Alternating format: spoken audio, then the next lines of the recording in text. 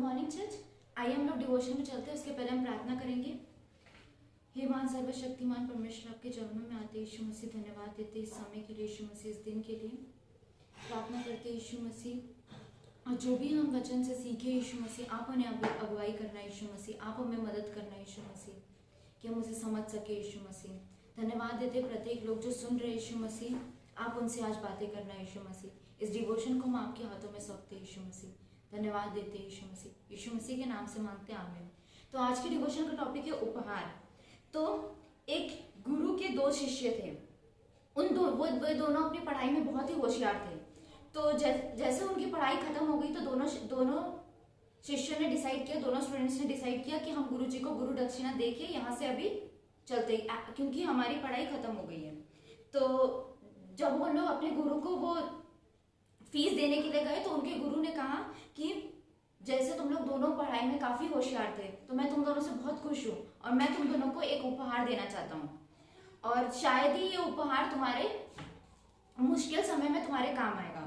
तो वो दोनों शिष्यों को बुला के तुम दोनों को उपहार देते हैं। पहले शिष्य को वो एक कद्दू उपहार में देते हैं और दूसरे को एक काला सा बर्तन।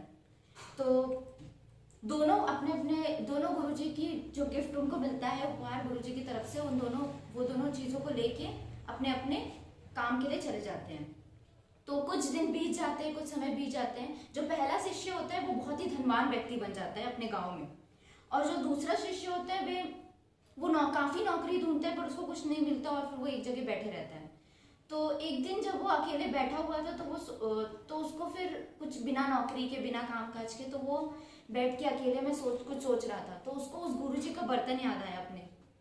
तो उसने सोचा अब मेरे पास तो कोई नौकरी नहीं है, बहुत निराश होकर वो हताश होकर बैठा था। तो उसने सोचा शायद गुरुजी ने मुझे वो बर्तन, वो काला सा रंग का बर्तन इसलिए दिया था ताकि मेरे पास जब कुछ ना बचे तो मैं उससे भीख मांग सकूं। तो उसने वो बर्तन लिया और वो भीख मांगने के लिए निकल गया।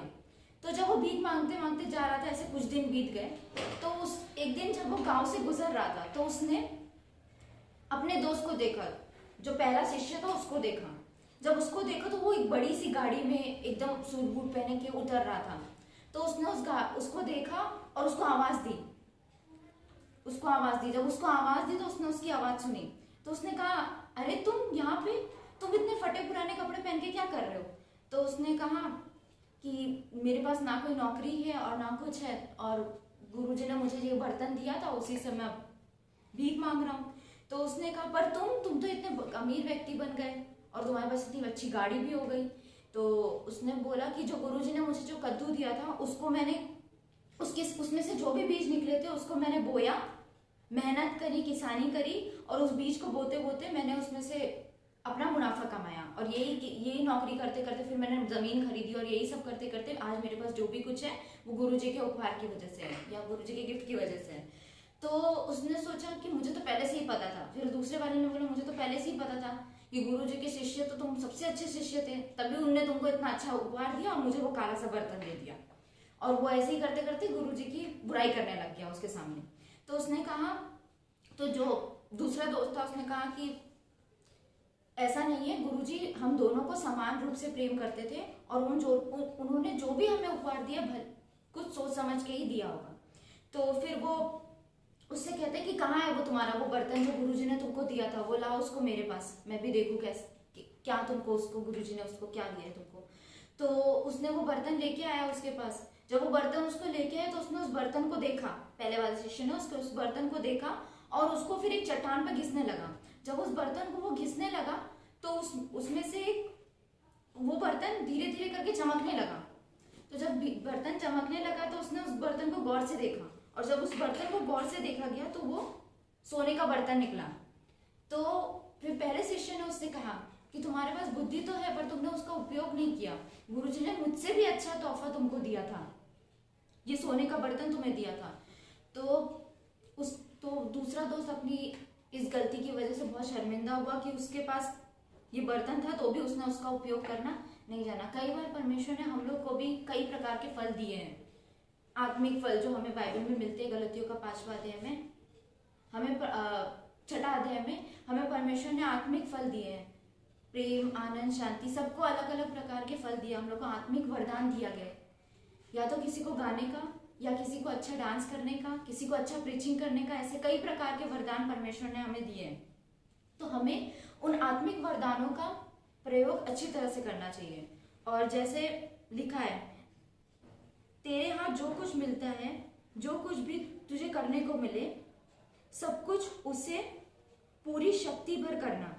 तो हमें परमेश्वर जो भी कार्य सौंपता है, भले छोटा सा छोटा कार्य क्यों ना हो, हमें चाहे वो किसी को गॉस्पल देने का कार्य सोच रहा हो, या हमें गाना गाने का कार्य सोच रहा हो, या हमें आगे चर्च में आके जल्दी सेटअप करने का कार्य हो, ऐसे कोई कई प्रकार के कार्य जो परमेश्वर हमें सौंपता है।